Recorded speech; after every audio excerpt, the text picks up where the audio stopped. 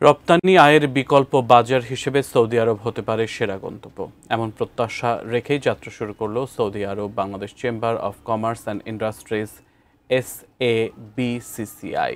রোববার সংগঠনটির উদ্বোধনী অনুষ্ঠানে বলা হয়, FDI কিংবা যৌথ বিনিয়োগে গ্রিন টেকনোলজি, সেমিকন্ডাক্টর সহ নানা খাতে সৌদি বিনিয়োগের সম্ভাবনা রয়েছে।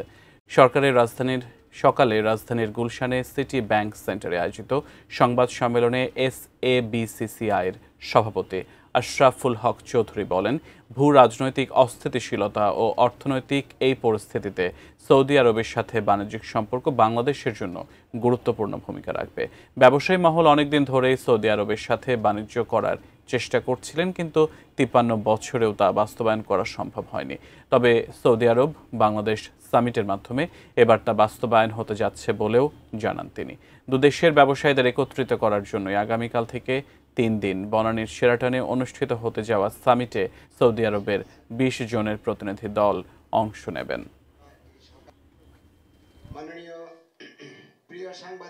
ভূ রাজনৈতিক অস্থিতিশীলতা ও অর্থনৈতিক অনিশ্চয়তায় আমি দৃঢ়ভাবে বিশ্বাস করি যে সৌদি আরব বাংলাদেশের জন্য একটি সম্ভাবনাময় বিকল্প বাজার হয়ে উঠবে।